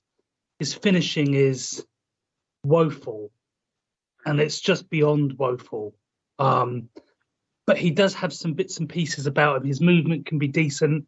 And he's a little bit more involved in that position, as you'd expect anyone to be who's playing in the middle. I don't think he's the long-term solution. I think Lawrence and Hadji are. Hadji signed a new contract, so he's not going anywhere. And Lawrence, it's been so long, guys, I've forgotten about him. But then I recall, against PSV, which was one of his last games, wasn't it? He was absolutely superb in the Netherlands, wasn't he? Yeah. And we've really missed that. And it's going to be like a brand new player because he'd only played about half a dozen matches for us. And whether that's January or February, they're both a little bit away, but they'll come when they come. And I don't want to see him rush back. You saw with Reece James the other night for Chelsea. That's what happens when you do rush a player back. And they're desperate to play, and they probably tell the manager that they're ready when they're probably not quite there. You risk them, and then they're out for another month. We've seen with Yilmaz, he was out for a bit, and then suddenly he's out for a lot longer. Our players seem to get injured, and then we don't see him for months. But I want to see Hadji and I want to see Lawrence in that position. What that means, guys, for the likes of Kent and Tillman, and what our ultimate starting 11 is going to be, I'm really not quite sure, guys, because we've got a lot of forward-thinking players when everyone is actually fit. I think that's a good thing that we've got a few. It was a bit remiss of me actually earlier not to mention this. Obviously, we lost one of football's icons tonight, Brazil's highest ever scorer, and the only player to win all 3 World Cups and FIFA's Player of the 20th Century. He was a joint winner. So Pelé from 1940 to 2022. I'm sure you'll remember seeing Pelé bridge many times, watching him at the World Cups. Well, you're speaking about, in my opinion, and I think most people who watch football, certainly of a certain vintage, he was one of the finest footballers that's ever played, ever. He was, and a great personality too, apparently. But I loved watching him. It was a 1970 World Cup final against Italy. Was just sensational. For anybody that loves football, that guy did everything. Actually brought out the finest save, allegedly. A lot of folk think it's the finest save from Gordon Banks. Great stuff. He played wonderfully well. And he got booted off the park in 1966 playing, who was it now? One of the Eastern European teams, Oh my goodness. Portugal off the park as well. Was it Portugal? Right, okay, I take that back. It wasn't Eastern European. But they booted him off the park anyway, that's for sure. I think he was going to do 62, 66 and into 70. There's going to be 3 great turnouts for him. 66 was a sorry day to get carried off the park. Get taken off the park, should I say. But yes, I agree with you. And I'll tell you now, the only 2 players I've seen that I think are better than Pelé was, and I mean this sincerely, I thought Maradona was a better, far superior footballer, actually, with the ball at his feet. And I thought wee Messi has turned out to be possibly the best of them all.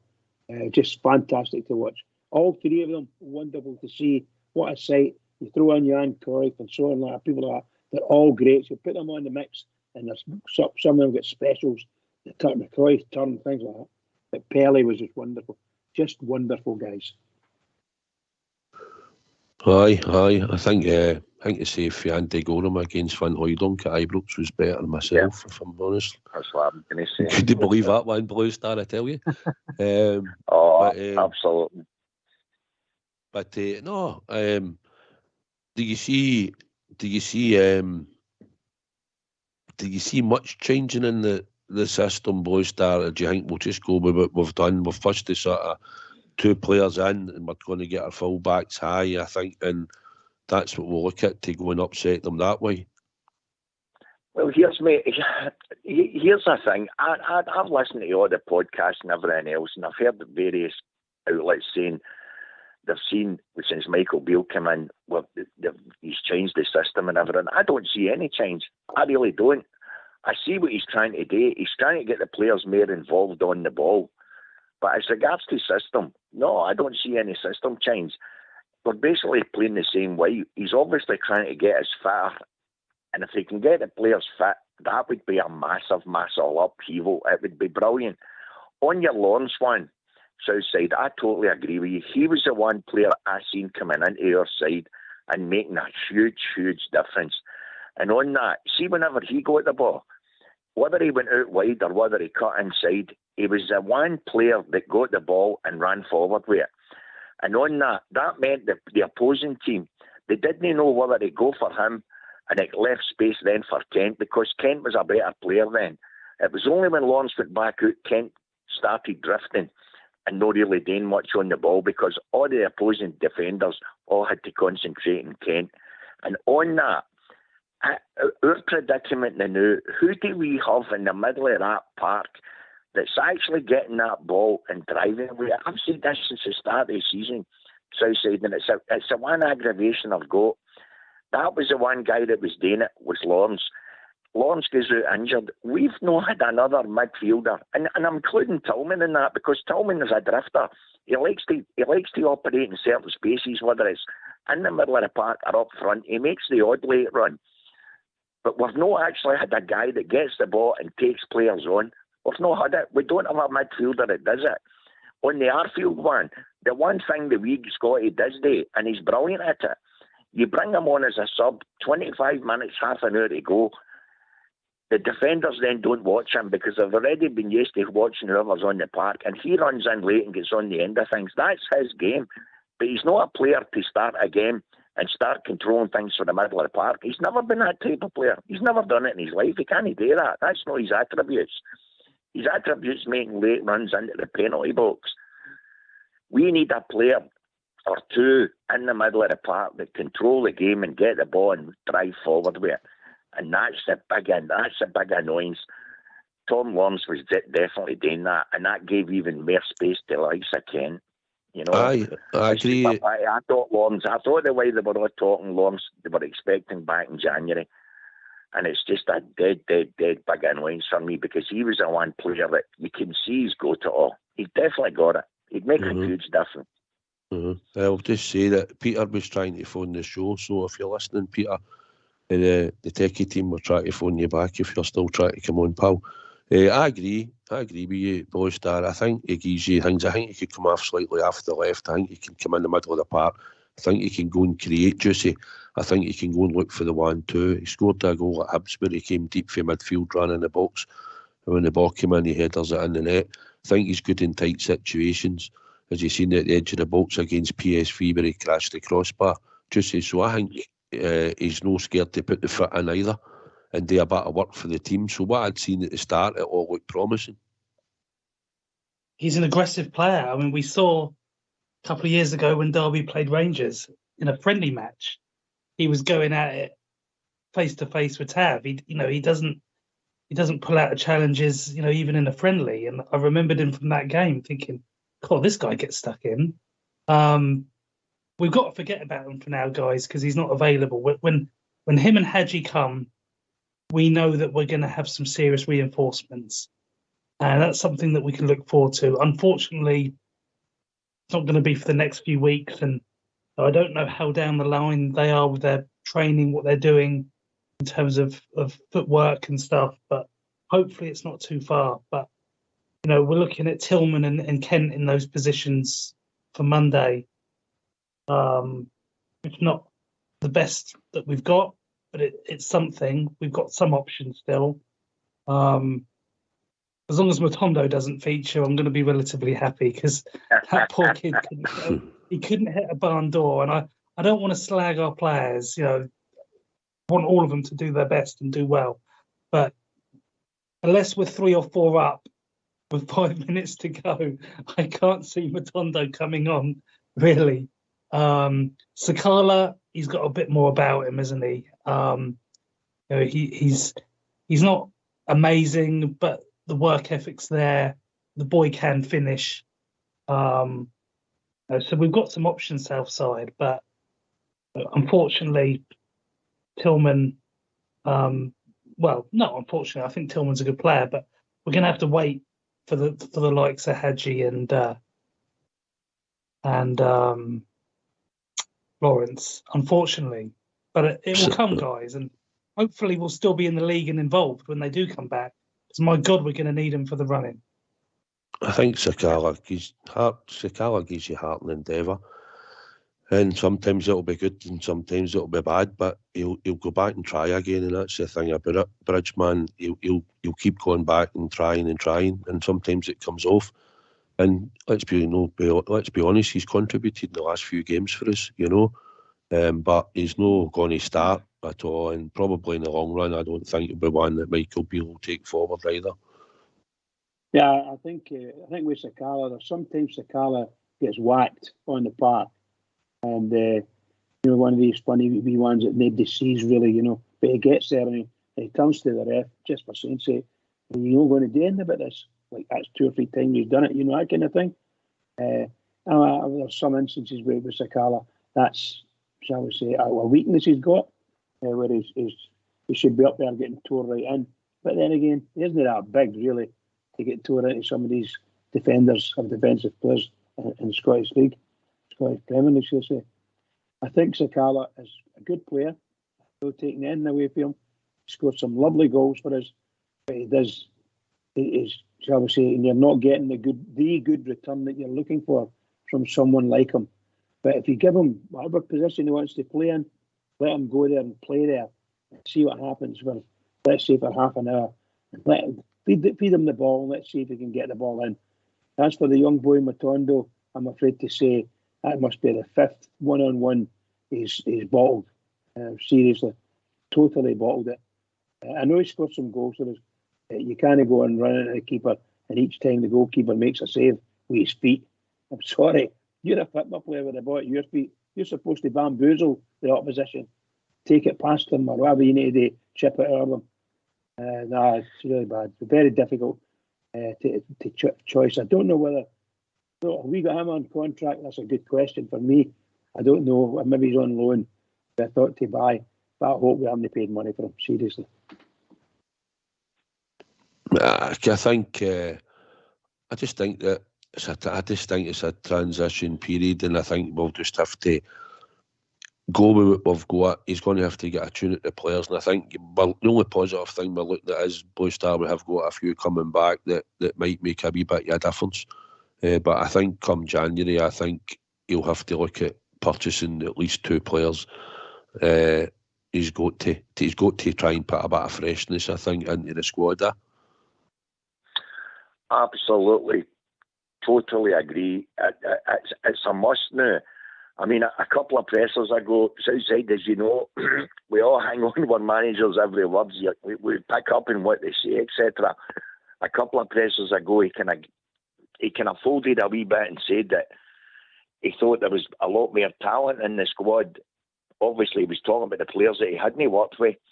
But now, after last night's presser, oh no, no two ways about it. We need fresh talent, and a minimum of two. Now, whether that's buying or whether it's probably loanees or whatever, it's got to be two. For me, guys, it's got to be one in the forward areas and a definite a midfielder. We badly lack pace in the middle of that part. We must try and get somebody that can take that ball and move forward. We have to. It's an absolute must. I think it's one of the key positions, Juicy. I think we've got to probably look at refreshing the whole. See the thing last night, do you think last night I was screaming, get the ball out to Tav. Lundstrom had the ball and he had a chance to play the ball across the park to Tav, and it's as if it was slow and lethargic, Juicy. There's like a chain of speed of thought in the players' heads that it's not quick enough, in my opinion, when you're watching it. We've seen that for too long, haven't we, Southside? The ponderous play, the passing it around the back, the not moving it forward quick enough. We're all shouting when we can see a player available and they're not looking up. And I'm not set on what our best midfield is at the moment. And I know we're limited at the moment, but even with the players we've got, not quite sure, is Lundstrom the guy? Kamara seems to be playing a little bit better at the moment. Lowry's not quite ready. Davis is now out for the season. We're almost being forced into a midfield because it's the only midfield that's available. But Lundstrom's been a strange player for us because there's been times when he's been an absolute tank. Goes in hard, good pass with the ball. But there's times where, and he's not the only one, players just disappear from the match. Tillman is another one that we mentioned earlier. So, why can't we just get these guys to have a mindset where they can just apply themselves like we have seen them previously? Lundstrom was excellent at certain points last season. We were singing his praises after he came into the side from the darkness. I want some consistency again now because we're going to need it. I'm not expecting him to do no-look messy passes, but just look at what you're doing, think about what you're doing, and take your time. Most of these teams in the SPFL, we should be beaten comprehensively. And that's what I find so frustrating. I think Lundstrom had a good 6 months, if I'm honest. I think he's been patchy at times. I think the two cheap bookings he took last night and the one at Dingwall, getting caught, possession, pulling the player back. I just think the whole midfield, not just him, Ryan Jack was the same. I think Bruce Star, I think it was just the passing speed, no tempo. The ball was going out wide to the Tav, out at the Govan Stone. Well, give him it. Kent was guilty, I know. He ran with the ball at one point, if you remember the second half. He could have passed it out, and he kept running and running and running with it, and I think he just passed it out the park. Great points. Juicy's bang on there. I don't think any of us know what we can actually call our best midfield. Go through, for this, as I say, for the start of the season, who have we seen three in there? We'll say three because that's basically how we've been playing. What three have we actually seen dominating a game for a full 90 minutes? We've not had nothing like it, no matter who we've had in there. We've not had one guy that we've seen in one game that you say he absolutely ran the show or he gave a full 90 minutes. And Juicy's right, and you're right yourself, Southside. There was so many times when Tav was getting forward and he was in acres of space, and that was the time he gave him the ball. And then they were turning and they would pass it out the other wing and pass it right out the park. It's absolutely, it was breathtaking. I mean, I was talking to wee Robert Weatherall, and he was at the game, and he says, I was up in that club deck, and you'd have been at your Southside, and he says, we couldn't believe some of the times, he says, passing from player to player, and the ball was trickling along the ground instead of stabbing it towards a player. And I've said this time and time again, Southside, and you're at all the games. Any manager worth their salt, when you're passing that ball, the same as when we were playing, you pass the ball in front of the player so that he's moving on to the ball. We're not doing that. We're actually passing the ball behind some of our players so that they're stopping and checking back. I just don't get that. I don't get it in any way, shape or form. You watch that side and you see their highlights. That's the one thing that Australian guys got them doing, Southside. Aye. They've not got 2 or 3 worry about the ball. They're getting 6 running with it at one time, and our players don't run with the ball. It's getting pushed out to Kent, expecting miracles for the guy all the time. I think you'd have liked probably more time to work on passing drills and that and get something rigid. I think because we've had the games so quick in the space of time, and some players have turned up before the game struggling and all that, like he's all alluded to. So I think we've got to look at it. We're winning patched up at the moment, which you can't complain about, obviously, because that's what we want to see winning. I was thinking more just, like you say, midfield, we've got to sort of jig it up a bit, and we've got to get a bit more legs and a bit more passing's got to be a bit more crisper. I just thought it just looked lethargic, Bridge. But do you think James Tavernier, do you think the fact that he had played so well for us, we know he's not the best defender, right? But talking about consistency, Bridge, the amount of times he was up and down that park, I mean, let's give him credit. The fitness level the guys had to play that role is unbelievable. They know he's struggling, possibly for him. I'll not say fitness because maybe the fact, as in, we know the whole team's lack of fitness, but maybe his wee injury that has been alluded to now is possibly cleared up. Is he maybe just out of form? No, I think it's that's a good point, because if you go back a month even, you could see he was struggling and labouring. So if he's actually managed to get over it, I don't know when this has happened, but he continuously loses himself as well when he runs up the park now, and he's just. I think there's something a general slowness in his thought, but I'm desperate to get him back, because the man was an athlete, an absolute athlete, and he could run up and down that wing all day. Now we know he had a wee bit of frailty in his defensive work, but he always made up for that in going forward, and his marvellous penalty taking, great crossing, and the assist was incredible. So he's always been there, and we haven't seen that big broad smile of his for a wee while in the game. So he must be carrying something or just recovering from something. And let's hope he's recovered for the weekend, because I can't see our manager not playing him. I just can't see that happening. He's going to play him there, and then that'll be him with his full strength defence in, with McGregor in the goal. That's my opinion. We'll go for the Tav and Goldson, Ben Davies and Borna Barisic at left back. That's not to say we're going to be fantastic, because a couple of us, Borna and Ben Davies, Goldson and Ben Davies, I'm not that far back. They've no long back from fitness, and Borna's just back for the World Cup as well. So difficulty all round. The midfield, well, that's a mess. That's a maze, pal. I'll let you talk about that one.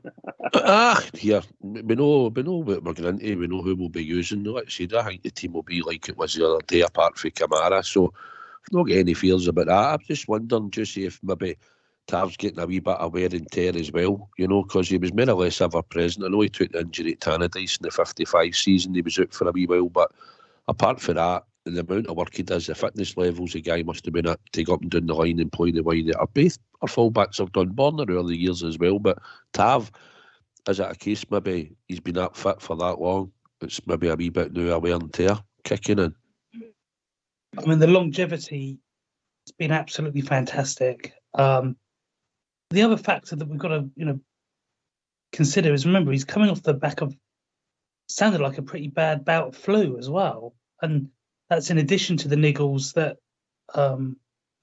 Bridgeman mentioned there, injury-wise. So the fact that he was isolating himself from the rest of the squad and travelling up north to play games on his own, to still play. We know he wasn't great in those matches, but the fact that he's making himself available when he probably knows there isn't any other options, because Devine's having to play on the left because Borna wasn't back. we've got to give kudos to the guy. Okay, he didn't play well, but attitude-wise, I think that's fantastic because he knew we were in the mud, and we had to do something in terms of player availability. You can't fault his service, and all right, maybe he's not going to be putting in the performances that we've seen consistently. Maybe he's not going to do it as much now as he gets a little bit older, but I think he's been a good captain for us during an extremely difficult period in this club's history. I think we should be proud for what he's done in the main. Because my God, he's had some standout performances, and the goals and the assists are right there, guys. I think 100%. I think I said when he picked up the league championship, Blue Star, it made me proud to see Tav lift it for the journey that he'd been through from when he first came, and I think he deserved to lift the trophy that day by still being at the club. Absolutely, 1,000,000%. The stats, the athleticism, everything about the guy, total professional. And Juicy's right. We maybe sound as if we're criticising the guy because we know of what the levels of what the guy's had over the last 7 years. They've been absolutely incredible. More so than any other player at our club, and for that longevity. I just think, Southside, honestly, I think he's had a bad injury, and the guy has, as Juicy says, he's been playing through the pain barrier, and I don't think he's completely out of it yet. And it's simply because he's captain of the club, and there's no, I know we Divine's done well and everything else, but he obviously wants to keep playing. But I think it's very, very obvious that he's had an injury and he's still trying to get out of it. But onwards and upwards, guys, I need to head in. Thanks for having us on, Southside. Great talking to you again. Thanks for phoning up, Blue Star. We other people just have a good new year. I hope everything goes well with your email as usual, mate. Everybody thinks about you on the show, and have a good new year, and hopefully we'll batter them in the Winter Park on the Monday, mate. Cheers, guys. Have a good one. All the best, mate. Juicy? Good night, mate. Yeah, it's been a great show tonight, Southside. We're all not quite sure what our best 11 will be, but it pretty much takes care of itself for the game because, as you said, we've only got so many players available, and totally agree with what you said. Kamara's probably the only change I would make as well. So we'll go with what we got, give it our best, and hopefully get the 3 points, baby. And what a New Year's present that will be to all of us. 100%, mate. Bridgeman? Wonderful. By the way, a great show tonight. Thoroughly enjoyed myself. Really, really good. And well done to yourself. And Juicy, thank you very much for carrying me through this. And to the techie guys, can I just say to all the Rangers fans all over the world, and particularly Rangers fans on here on Rangers Radio, Monday, what can I say? Do I need to say anything other than keep it going for the Rangers, everybody? We need to win. We need to go and beat them. Everybody do it. Keep it going for the Rangers. Keep it going. Can I thank Big Stevie, Blue Star, James from Tennessee, and Bobby for phoning in the show this evening. I'd also like to thank you two gentlemen for helping me this evening. And finally, just before, I'd like to wish all the Rangers fans out there a happy new year when it comes. For everybody here at Rangers Radio, and I hope everything is what we wish for in 2023. So I'd like to thank you all for listening in this evening. I'd like to thank Fox and Old School Blue for doing the technicals. So let's do this Rangers on Monday. Let's beat them. Good night.